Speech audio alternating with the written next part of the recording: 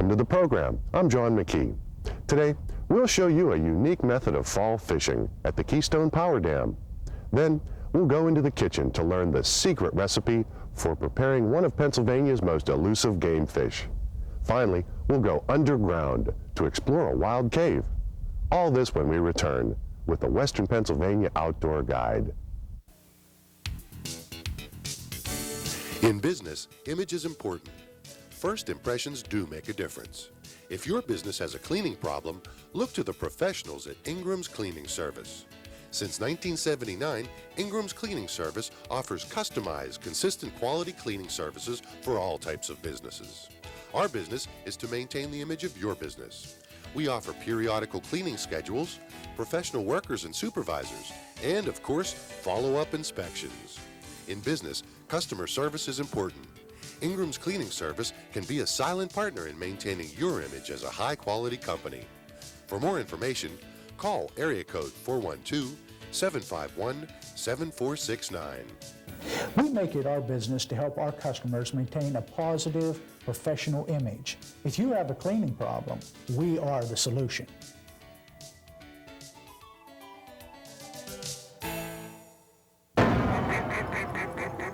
You're a duck hunter, and duck hunters know you have to go to the ducks. An express boat can get you there, whether it's down the river, across the lake, or through the timber. With its durable, all-welded aluminum hull and plenty of room for your decoys, guns, and other gear, you can depend on your express boat to take you to the ducks. If excitement is what floats your boat, then check out the 2001 Lund models at Bob Warren Boat Sales. You'll make a splash with your friends and family with a new Lund boat from Bob Warren Boat Sales.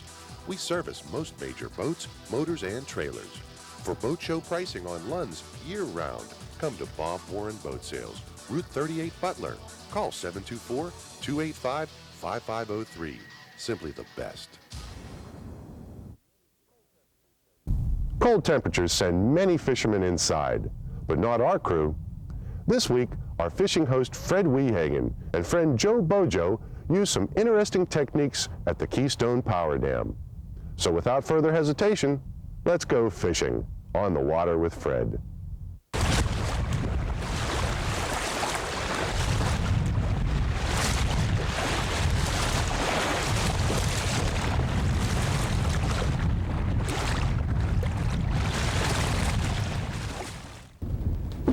We just threw out the turtle tube sea anchor because the wind is coming up here and it's going to blow us too fast for a good jigging. We're going to work the head breaker off the bottom, and if we're going to drift slow enough to get our jigs in contact with the bottom, and that's what you have to do, we got to get that sea anchor out there and get her full of water. Once it fills up with water, it'll slow us down to a crawl. And we're going to do some jig fishing. Mm-hmm. The turtle tube's made out of ripstop nylon, Joe. Is that right? Yeah, it won't tear, it won't rip, That's the same stuff your jacket's made out of, isn't it? The Right. same material? right. That's amazing I stuff, made a Fred. wetsuit out of it, yeah. That's amazing And, stuff. It won't dry rot, it won't mildew. Gas and oil don't hurt it. I'll tell you really what, Fred, indestructible. I couldn't fish like this. There it goes, it's opening up. Look Yeah. at that. Sure. You couldn't fish like this without something like that. No, You can't you have drag to it have- anchor, that's no. for sure. And then if you do, you're getting the anchor hung up. Well, yeah, and you're kicking up the bottom and everything. That's really something And what's there. nice is it's steady. It doesn't interfere with your fishing. Right. It's That thing is really gets the amazing. job done. Now, we got a pretty good breeze blowing out here. You can tell by the waves that without that thing, I don't think we'd be able to fish because you could probably fish if you added enough weight, but then you're defeating yourself. Right. You're defeating the purpose. Oh, I had one on, Fred. I had one on. But see, you can keep in contact with the bottom Right. this way, and it really does the job. Right. And what's so nice is it's all nylon. The line's nylon. Everything about it is nylon. It. I like the way it fits up in that too. Oh, Everything's out of the road. Yeah. And you don't have to store it in any way, you know it. Right. But if you want to stay out on the water and get them extra hours in when everybody else is blown off the lake. Yeah, right. Or ducking around a cove somewhere. And another nice thing about these, Joe, is you have a steady pressure on the side of the boat. And what you do is it takes the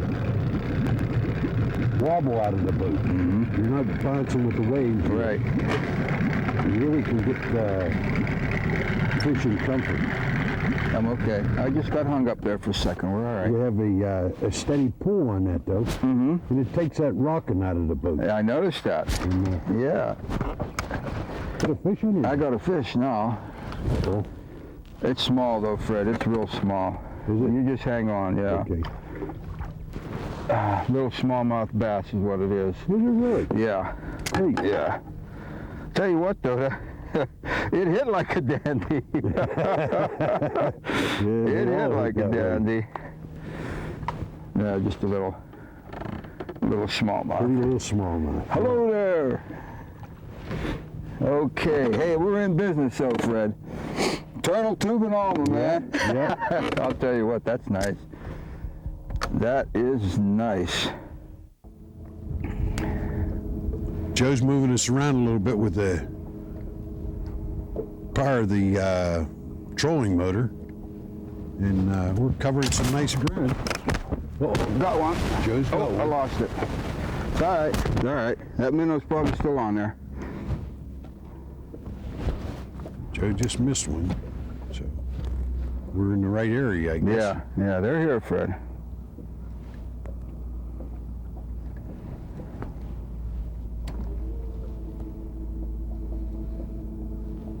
Felt like a nice fish, too. Every time Joe's on the outdoor guide, he catches fish.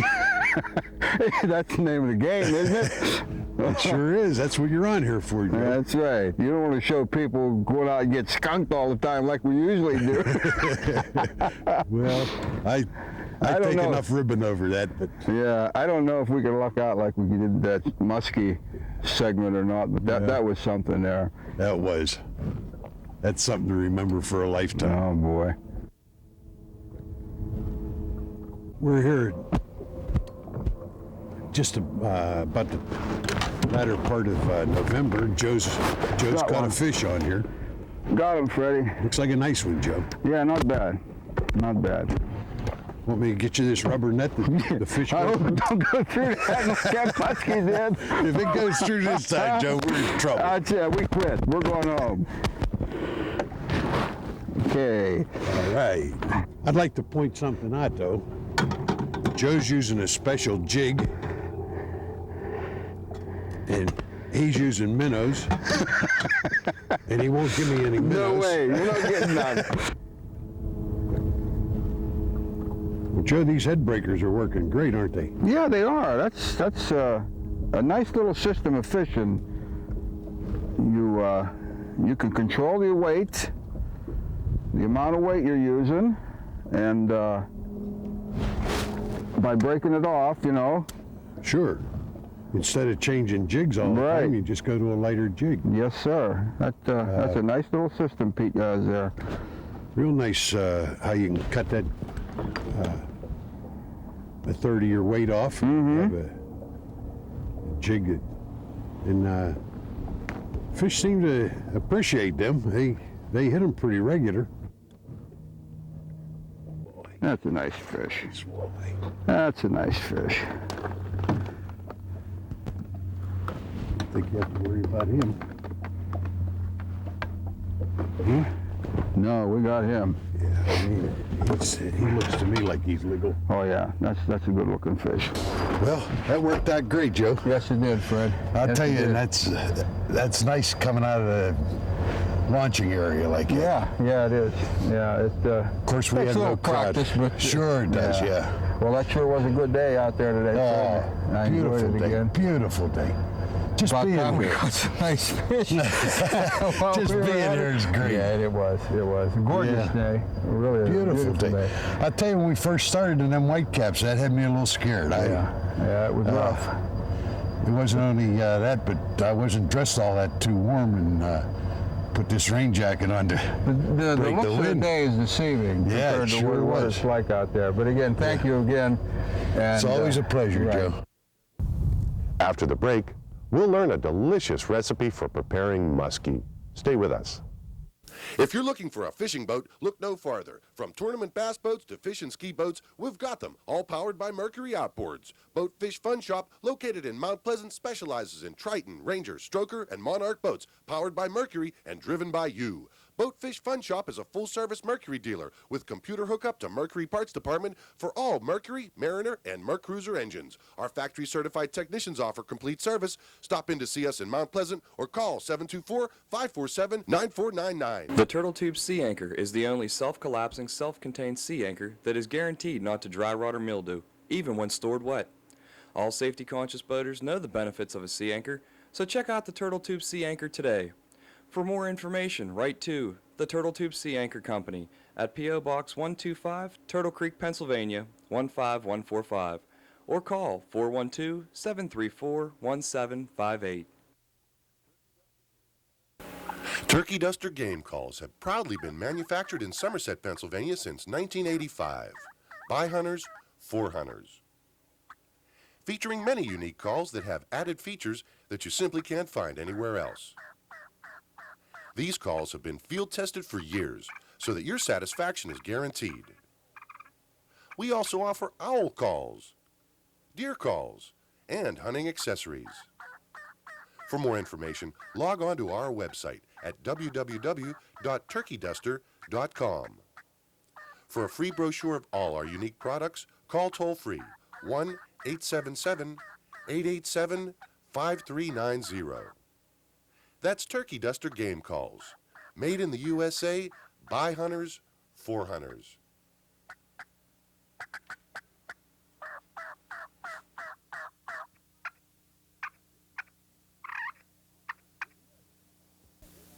When you have tree problems, call Ray's Tree Service. We specialize in large tree removal, but no job is too big or small. At Ray's Tree Service, we go out on a limb for you. For a free estimate, call 412-672-6456 for storm damage, emergency service, stump removal, and more. Ray's Tree Service is fully insured and is a certified line clearance tree trimmer. So write this number down, 412-672-6456, or for 24-hour emergency service, call 412-427-1117. Every so often, we spotlight delicious ways to prepare fish and game. Let's watch as Chef Philip Haughey prepares muskie in a way the whole family can enjoy. Muskie has a bad reputation of being a very difficult fish to prepare, a very unpalatable fish. It's much like a pike, in the same preparation of pike. The bone configurations are much like a salmon, and the flakiness of the meat of the fish is much like a salmon also. What I've done today is I've decided to prepare this two different ways. I'll cut a cross section of the fish like this and make a steak out of it, like you've seen salmon steaks before. And I'll broil them in orange juice. Garnish them up nicely for presentation. And this will just be simply broiled in orange juice. Very simple, about 15 to 20 minutes. Get some orange juice concentrate or fresh squeezed orange juice and just pour it over about maybe a quarter to a half an inch of orange juice on each on the fillets while they're in a dish. Bake them for about 25 minutes at a 350-degree oven, and they'll come out perfect. At that time, when the fillet comes out of the oven, you'll be able to feel the bones coming up the side. You could remove them at that time where they'll slide right out after the fish is cooked, or you could just warn your guests to watch for the bones as they're eating. The rest of the body of the fish I'm going to use for stuffing it with a wild mushroom duxelle. It's a combination of onions, garlic, lemon juice, white wine, breadcrumbs, and ham. You're going to need to add about 3 tablespoons of margarine or oil or butter to the skillet. Add your onions until they're sauteed and somewhat translucent. As these begin to cook, you'll add about a teaspoon of garlic, fresh crushed,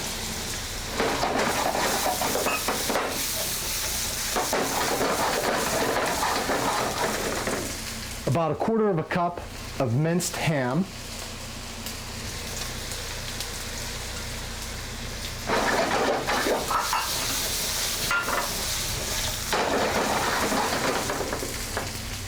and the mushrooms, which are the base of the stuffing. You can add about 1 cup of mushrooms to the mixture. Blend it thoroughly.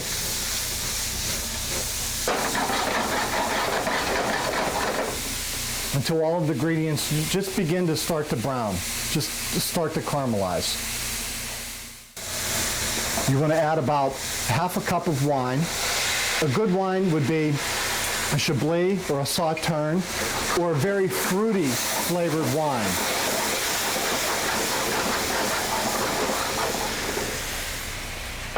You'll reduce this by half.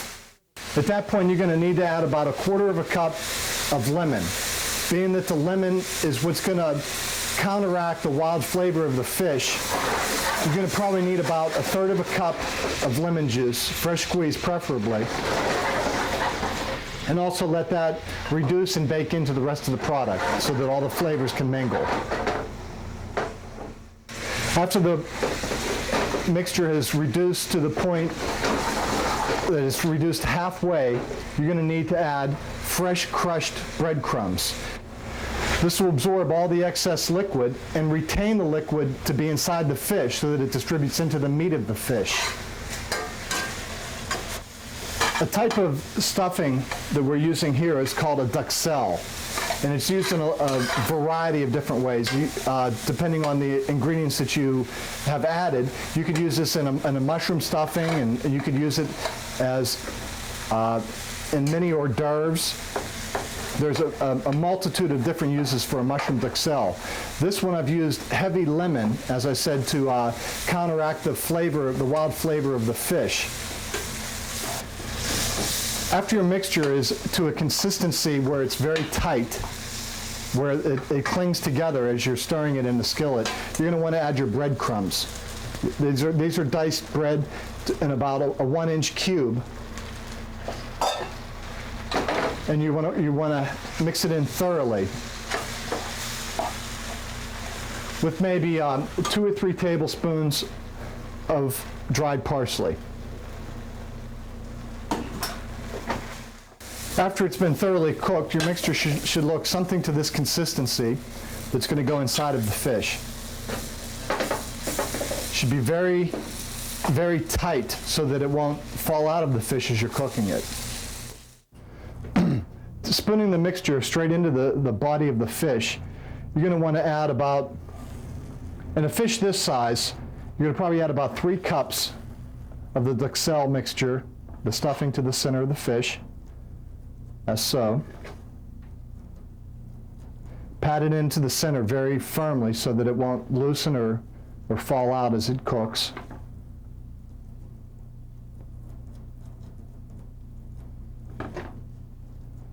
Evenly distributed. Positioning the fish in the pan is mostly for a presentation purpose. We're going to put the duxelle, the open side of the fish, down in the pan so that whenever it comes out of the skillet, you'll be able to cut it into sections. And this will also help the duxelle stay inside it so that it doesn't fall out and go where you don't want it to go. This will bake in the oven at about 350 degrees for approximately 40 minutes. At that time, you'll pull this out, and the mixture will become very firm, almost like a meatloaf kind of texture. And you'll be able to slice cross sections straight down the fish and serve it that way. Isn't this a beautiful presentation of the muskie? This is just a delicious item, and it's going to be the hit of your dinner table. You may not be able to find this down at my restaurant at White Oak Express in White Oak, PA, but you will find this on your dinner table if you prepare it the way that I've described. If you would like a copy of today's recipe, send a self-addressed stamped envelope to MWM Productions, Post Office Box 596, McKeesport, PA 15134, and we'll be glad to mail it out to you. After the break, exploring a wild cave. Stay with us. Turkey Duster game calls have proudly been manufactured in Somerset, Pennsylvania since 1985. By hunters, for hunters. Featuring many unique calls that have added features that you simply can't find anywhere else. These calls have been field tested for years so that your satisfaction is guaranteed. We also offer owl calls, deer calls, and hunting accessories. For more information, log on to our website at www.turkeyduster.com. For a free brochure of all our unique products, call toll-free 1-877-887-5390. That's Turkey Duster game calls, made in the USA, by hunters, for hunters.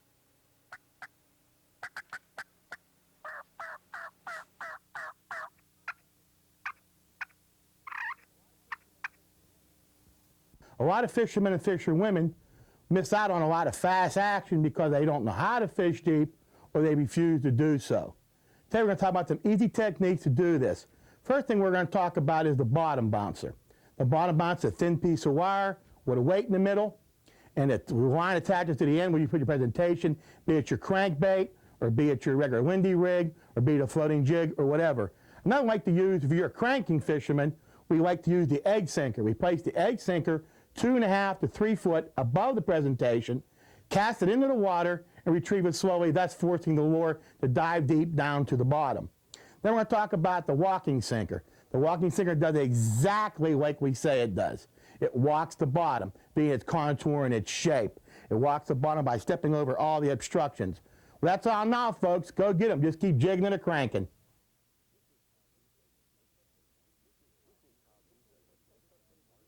This week's how-to segment takes us to Barton's Cave, located on the other side of the ridge from Laurel Caverns. Pete Maltese and crew were joined by members of the National Speleological Society's Pittsburgh Grotto. Several months ago, we received a call from Grotto member Rick Kirst with a suggestion to do a caving segment. So let's go caving on this segment of Pete's Corner. Today we're somewhere in Fayette County in the woods. I have no idea where we're at. We're going to do caving today. To show us how and where we're going to go, I have no idea, is Rick Kirsch.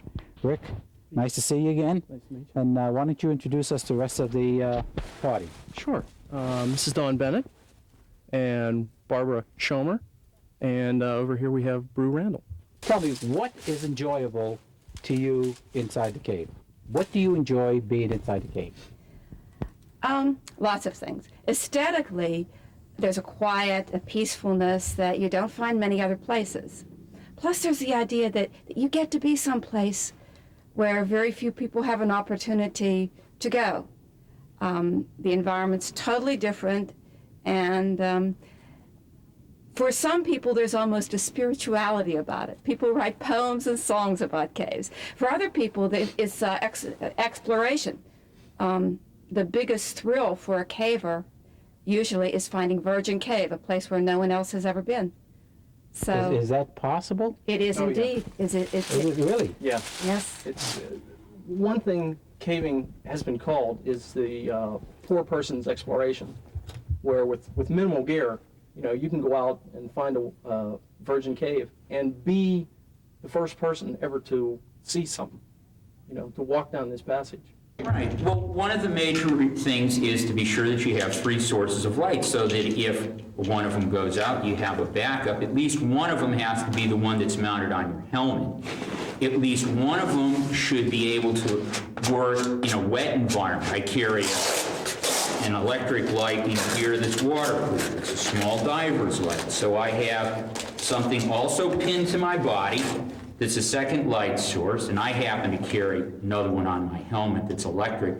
But most everyone also carries a light in their pack, so they have 3 sources. One ought to be able to provide heat to you so you can make the heat tent that Rick talked about earlier.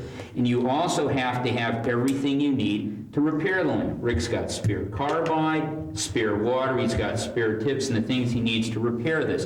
And the same thing as far as spare bulbs and spare batteries for your electric light.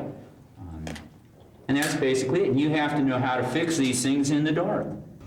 I think that's probably another safety factor where there are 4 people in the group. Even though people think about stalactites and stalagmites, when they think about caving, we're not seeing any in this room. And one of the reasons is that the sandy loyal Hannah limestone isn't conducive to speleothem formation. Which means? They don't form. Which means if because it's so gritty, as they begin to form, they actually fall away. They don't stick. Our minimum size of a group should be 4. In case one person gets hurt, one person can stay with the patient while 2 travel out to get help. And you did touch on what we like to call a surface safety. That is letting someone on the surface know where you're going, how long you're supposed to be in the cave, and you know, just in case something would happen, they can call out help. You actually have a time limit to go inside the cave? Yeah. My surface safety is my mom today, and I let her know that about the time we're going in, and if I don't call by a certain time, that she knows what to do. What happens if you find something interesting in the cave and you just get carried away and lose track of time? Mom gets mad at me. I would think she would get mad at you. Not quite. Not quite. That's our show for today. I hope you've enjoyed it. If you have any questions or comments or suggestions for future program topics, write to us in care of MWM Productions, Post Office Box 596, McKeesport, PA 15134. On behalf of the entire staff that's worked to bring you this and every episode of the Western Pennsylvania Outdoor Guide, I'm John McKee. Thanks for joining us.